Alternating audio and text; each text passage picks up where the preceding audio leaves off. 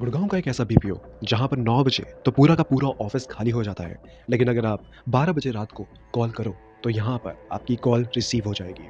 कोई आपसे बात करेगा, कोई आपकी प्रॉब्लम को समझेगा और उसका सॉल्यूशन देगा।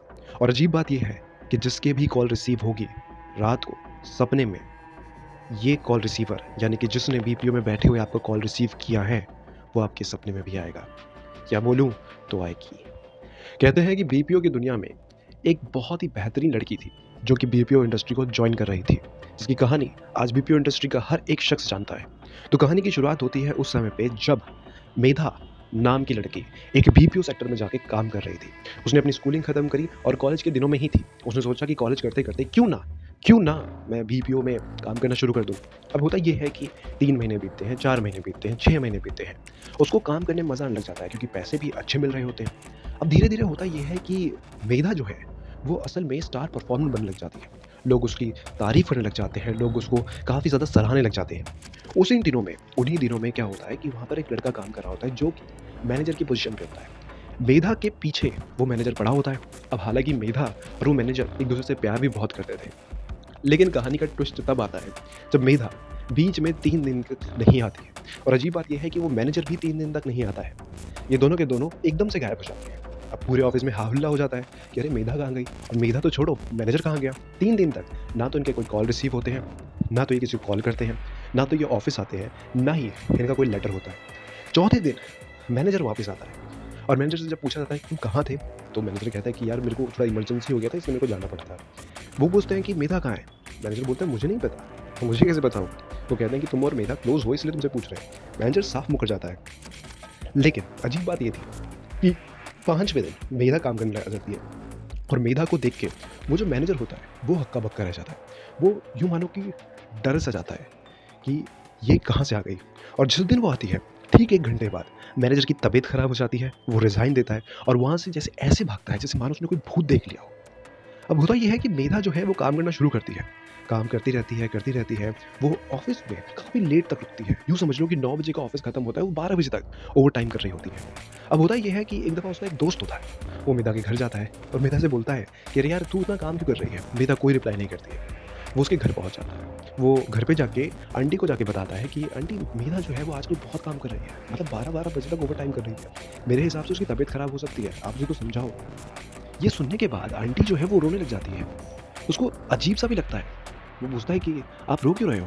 तो वो आंटी कहती हैं कि बेटा शायद तुम्हें पता नहीं है, लेकिन मेधा अब इस दुनिया में नहीं रही। ये भारी आवाज़ में जब वो सुनता है तो उसको थोड़ा शॉक हो जाता है, लेकिन फिर वो हँसने लग जाता है। वो कहता है कि क्यों मज़ाक कर रहे हो आंटी? ऑफ़िस में मेधा कब से आ रही है? तब आंटी कहती है कि बेटा 2 महीने पहले उसकी डेथ हो गई है कार एक्सीडेंट में। हमने अपने हाथों से उसका आखिरी क्रियाक्रम किया है। और उसकी तस्वीर दिखाता है। वो देखने के बाद उसके पैरों तले ज़मीन खिसक जाती है कि अगर मेधा मर चुकी है, तो जो ऑफ़िस आ रही है, वो है कौन? और वो मैनेजर डर के क्यों भागा था रिज़ाइन देने के बाद? ये सुनने के बाद वो काफ़ी डर जाता है। वो लड़का अपने आप को रोक नहीं पाता है और मैनेजर के घर पहुँच जाता है। जब वो मैनेजर के घर पहुँचता है तो पता चलता है कि मैनेजर भी 2 महीने पहले मर चुका है और वो उस दिन मरा है जिस दिन वो ऑफ़िस से भाग के मतलब डरते हुए, भागते हुए घर जा रहा था। उस दिन उसका एक्सीडेंट हुआ और उस दिन वो मर चुका है। अब अजीब बात थी कि मेधा मर चुकी है, लेकिन वो ऑफ़िस में आ रही है। इस लड़के ने जाके ऑफ़िस में हर एक इंसान को बताया कि ऐसी-ऐसी बात है। अजीब बात ये थी कि उस दिन मेधा नहीं आई और उस दिन के बाद से मेधा दिखी भी नहीं। सब लोगों ने घर-घर जा के पता किया कि क्या सही में मेधा मर चुकी है? मेधा के घरवालों ने बताया कि वो काफ़ी 2 महीने पहले मर चुकी है। तुम लोग ऐसे क्यों कर रहे हो? तब सबने बताया कि हमने मेधा को देखा है। मेधा 2 महीने से ऑफ़िस आ रही है। वो नॉर्मल काम करती है। हाँ, बोलती नहीं है किसी से, लेकिन वो काम करती है 12-12 बजे तक। अब लोग कहीं न कहीं डर चुके थे, सहम चुके थे। कइयों ने तो नौकरी छोड़ दी, लेकिन जिनको नौकरी की बहुत ज़्यादा ज़रूरत थी, वो छोड़ नहीं पाए। वो काम करते रहे, डरे, सहमे। लेकिन अजीब बात ये थी कि मेधा ने कभी किसी को परेशान नहीं किया। लेकिन कुछ समय बाद पता चल रहा था, जब कॉल्स के ऑडिट होने शुरू हुए, तो पता चल रहे थे कि रात के 12 बजे के बाद भी कॉल्स रिसीव होते हैं 12 से 3 बजे के बीच में। अगर कोई कस्टमर 12 से 3 बजे के बीच में कॉल कर रहा है, तो कॉल रिसीव हो रहा है, कोई तो बात कर रहा है। लेकिन उसकी बात काफ़ी वेग और काफ़ी ज़्यादा भारी आवाज़ में हो रही है। ऐसा लग रहा है जैसे कोई कोई कोई बहुत ही भारी आवाज़ में बात कर रहा है, बहुत ही वेग आवाज़, लेकिन किसी न किसी तरीके से वो सामने वाले की प्रॉब्लम को सुलझा रहा है। ये सुनने के बाद वहाँ का क्यूए, वहाँ के मैनेजर और वहाँ का मैनेजमेंट इतना ज़्यादा घबराया कि अगर 12 बजे तक कोई यहाँ रह नहीं रहा है, तो हर दिन कंसिस्टेंटली 12 से 3 बजे तक कौन ये कॉल रिसीव कर रहा है? कौन? कुछ समझ नहीं आ रहा था।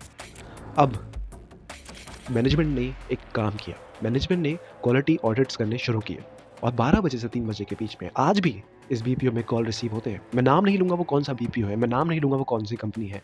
लेकिन ये बात सच है क्योंकि ये वहाँ के मैनेजर ने ही हमको बताया, समझाया और हमने आप तक ये कहानी पहुँचाई है। आज तक पता नहीं कि मेधा के साथ क्या हुआ था, कैसे, सिर्फ़ एक कार एक्सीडेंट, सिर्फ़ इतनी बात पता है। वो मैनेजर क्यों डर के भागा? क्या मैनेजर के दिल में कुछ चोर था? और मैनेजर क्यों उसी दिन एक्सपायर हो गया? किसी को नहीं पता। मेधा आज भी उस बीपीओ में है। 12 से 3 बजे अगर आप किसी बीपीओ को जानते हो तो कॉल करके देख लेना। अगर आपका कॉल रिसीव हुआ तो मेबी वो मेधा ही है जो आपका कॉल रिसीव कर रही है।